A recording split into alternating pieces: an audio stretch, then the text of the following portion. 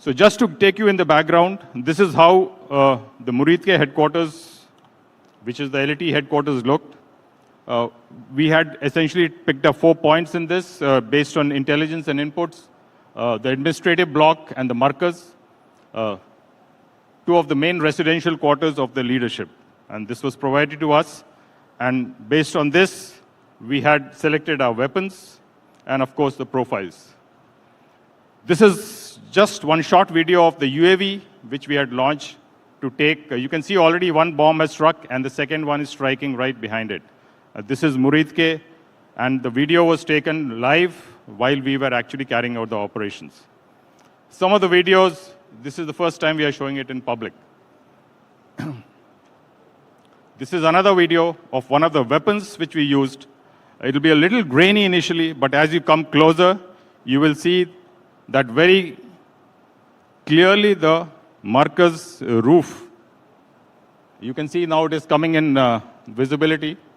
And this is the weapon which went right at this point.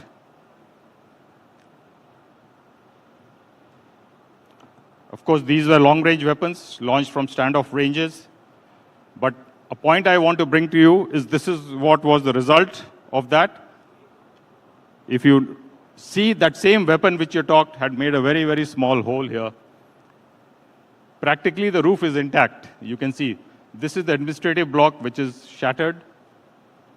And if you look at this, you can barely make out that this is damaged. Now, if you recall, what happened in Balakot, something very similar happened.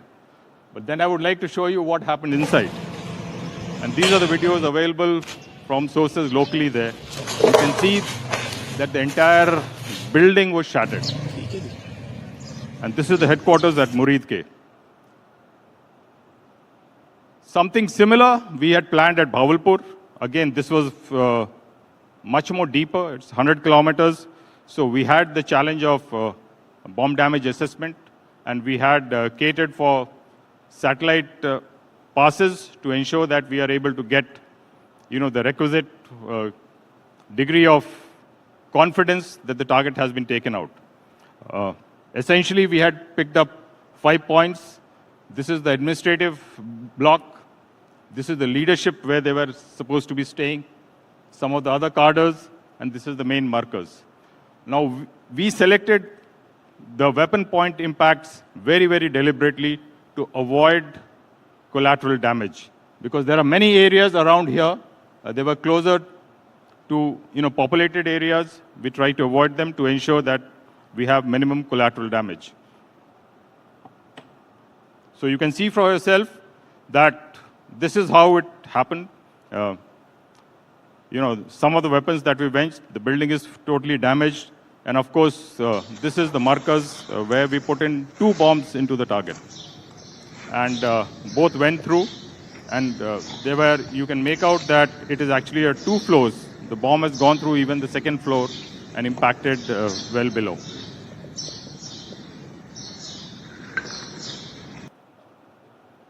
So now if people tell that Pakistan does not sponsor terrorism, I'm saying a picture speaks more than 1,000 words. And this is what it shows. You can see for yourself, all the leadership is available here for the funeral, which happened the next day, of led by a designated terrorist. You can see that, the leadership, the GOC of 11 Div, 4 Corps, the Chief Secretary of Punjab, and of course, the IGP of Punjab, they were all part of the funeral. So we know, it goes without saying, that the state is as much sponsor of terrorism as anyone else, and therefore, you cannot differentiate between a terrorist activity and what the state sponsors.